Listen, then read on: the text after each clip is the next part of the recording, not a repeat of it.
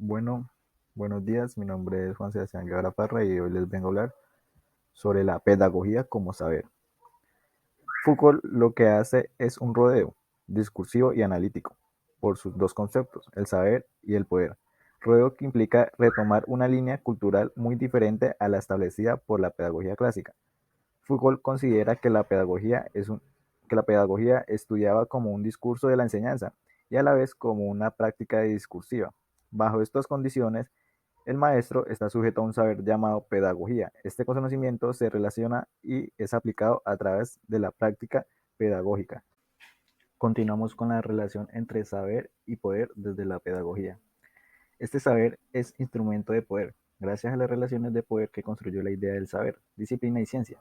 El poder crea el saber y crea el sujeto de ese saber.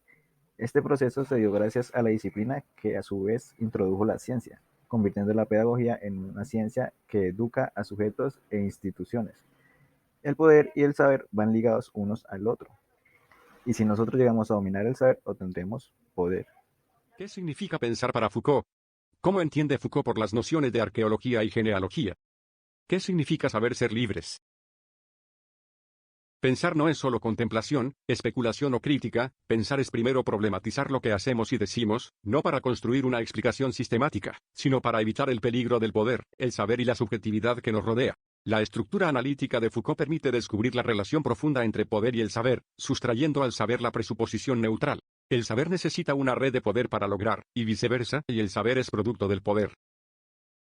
Conceptos como la arqueología y la genealogía pueden considerarse formas metodológicas de investigación del conocimiento. La arqueología es el estudio de superficies, suelos, capas y espacios, y la genealogía es una herramienta para descubrir prácticas históricas. En el sentido tradicional, el término arqueología se refiere a la disciplina científica que estudia los materiales antiguos elaborados por hombres y mujeres en sus huellas históricas. Estudia la prehistoria y los sitios históricos. Sin embargo, filósofos como Foucault, el término arqueología no tiene nada que ver con el uso científico tradicional de estudiar sitios culturales o civilizados que han desaparecido. Según Foucault, la genealogía se propone como una forma de crear historia, cuyo objetivo central es presentar la estructura del conocimiento y el discurso en el que no es necesario resaltar los temas trascendentales de los hechos estudiados.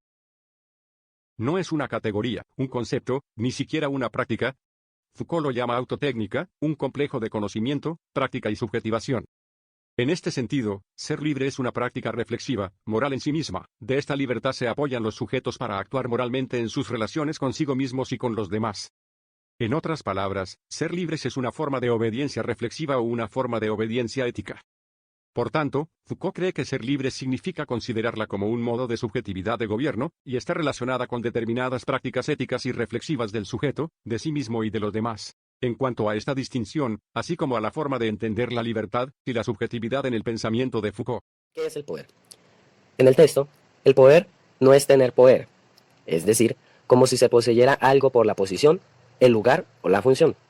Para el autor, el poder es como un efecto, una acción. Es el poder de afectar que tiene una persona, una institución o un discurso. Por ejemplo, la disciplina es poder, porque afecta a cualquier que esté involucrado con ella. Otro también, por ejemplo, es gestionar la vida. El poder, como el afectar o ser afectado, se aparece en la forma de gobierno. Alguien gobierna, manda, ordena, impone una acción. Ahora, hablaremos de las preocupaciones críticas que emplea el autor en el texto. Según él, no puede haber un método que no sea al mismo tiempo una fuga o una liberación. Pero, ¿cuáles son los máximos peligros y cómo escapan? El primero es evitar los universales antropológicos en la mayor medida posible, así como investigarlos en su constitución histórica. El segundo es no partir del sujeto, sino dirigirse a las prácticas concretas por las cuales el sujeto se constituye en un dominio de conocimiento.